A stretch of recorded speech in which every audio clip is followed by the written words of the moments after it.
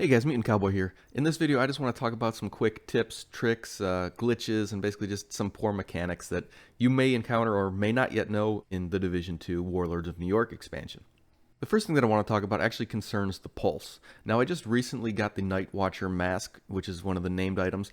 Now, I've pretty much ignored pulse the entire time, but I figured, with 100% pulse haste, that this might actually be rather useful, especially given that the Banshee Pulse can actually disorient the enemy for quite some time. So I figured, if I can constantly disorient them, that might be very beneficial. As usual, Massive is terrible in their labeling, and it's not 100% pulse haste, it's 100% scanner pulse haste. So basically, any of the other pulses are unaffected, and you can only use your useless pulse every 6 seconds. And while we're on the topic of useless named items, the Sokolov Firm Handshake only adds 0.5% status effects. That's pretty terrible, considering the gloves aren't actually even part of a brand set that buffs status effects. And then when you look at the Richter and Kaiser Forge holster, it gives you 10% shield health. But this isn't a total health, it's just a 10% of your base shield's health. But then when you compare it to the Motherly Love gloves, which actually give you 20% all skill health, that is a total health. So if you actually have a lot of skill tier and high health on that skill, it gives you a huge amount, which just makes it really sad when you look at Forge because it's a very specific investment. So you'd figure that it would be actually a really strong buff. But when you compare it to the Motherly Love, which gives you 20% for everything, it just kind of seems stupid. All right, and the next thing I want to talk about is actually the Artificer Hive. Now, I loved the Artificer Hive. When they introduced it, I used it quite a bit, especially with my shield builds. But they added a new stat, which is Skill Refresh. So what's supposed to happen is that if you are at tier 6, you will end up getting a 13-second skill refresh, which basically is supposed to renew your skills for 13 seconds. So if you have a skill that's only lasting like 30 seconds, it's going to constantly keep adding extra duration to that skill. At least that's what I assume that it's supposed to do, because I haven't found any other use for it. But unfortunately, when you actually use it, it doesn't apply any refresh to any of your skills. I've tested it on numerous skills, and it doesn't work. It doesn't do anything. And it's kind of disappointing, because there are a lot of skills that this could actually have a very significant benefit to, that it just doesn't end up being worth it because it just doesn't apply anything. Now I did actually think that it might be just an error with the gun range. Just doesn't work in the gun range because whatever reason it requires you to be in combat. But even in combat, it doesn't work. And just for all the people who hate skills, this is a 4-man team of skill builds on a heroic mission, and we pretty much just shredded through the boss. So skill builds can work. Just throwing it out there.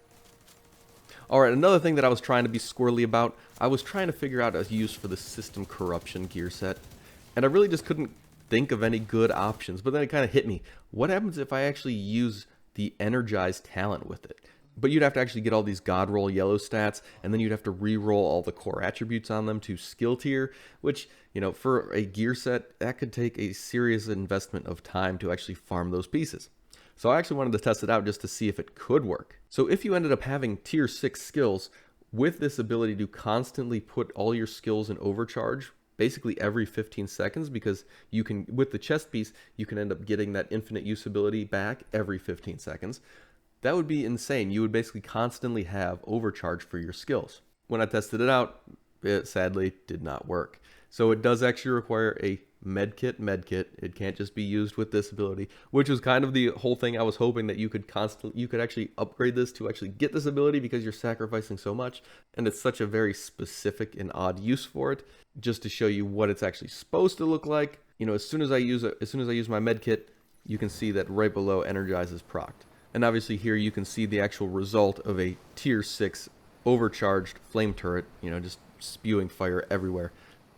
Alright, and one of the biggest things that I actually want to point out that I've discovered, and I haven't really seen it, and I don't actually know if this is a known issue, but you can see here on my Bulwark shield, I've got 24 million health on the shield. 24 million health. That's insane. Alright, you can see the Crusader's got 9, and the Deflector has 15 million. I mean, those are insane numbers. Well, apparently this is a glitch that I came across, and it's actually very hard to get rid of this glitch. You basically have to log out. That's the only way I could really figure out how to easily get rid of this issue. But it's not just beneficial to tier 6 users. You can actually get 11 million health on a tier 1 Bulwark shield, meaning you can invest fully into your DPS. And I actually went out and tested just to see, well, maybe it's just a UI glitch. Maybe the numbers are just fudged. Well, no, I went into Legendary and let them basically just shoot me full of bullets and explode things all over me, and it held up amazingly. I mean, when I compared it to my actual regular shield, you know, I could definitely tell that there was a huge amount of damage that I was able to take over the regular shield. So yes, I am basically getting over 8 million more health on my shield with this actual issue.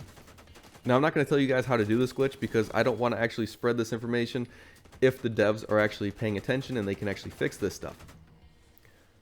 If it turns out that they are not paying attention and they don't care, then yes, I will actually release it so that it can be patched. And if anyone from Ubisoft or Massive is actually watching this, you know, responding to the video and actually letting me know that you're aware of the situation would be great. Now, the last thing I want to talk about is actually the Decoy Skill. Now, I'll be honest, I'm pretty surprised that it's actually a good skill. I just kind of assumed that it would be real trash tier, and I never really even bothered to use it until I actually saw my teammates using it and seeing how effective it can be. So basically, I just want to say that, you know, the Decoy Skill really works. It's a good skill. You know, even with tier 6, you know, it may seem like a little bit of a waste, but it can give your DPS users a lot of breathing room just because the enemy is focused on this thing. But the tip I want to share with you guys is use it like you would actually use yourself in combat. Do not throw it on the top of obstacles. Do not throw it in places that are, you know, easily accessible to the enemy. You know, you want to put it in a place where all they can really see is the image of the agent itself. So you want to toss it behind cover, you want to toss it into the back of a truck, you want to basically put it anywhere the enemy cannot actually shoot the skill, but can shoot the agent. That makes it really effective because then they can't destroy it and it can get its full duration while completely allowing your DPS users to just melt anything for, you know, 10 to 20 seconds depending on your skill duration. And that is a huge benefit to any of your DPS users on your team. Alright guys, that's all the tips that I wanted to share with you today. Thank you very much for watching, thank you for all the support, and I will see you in the next one.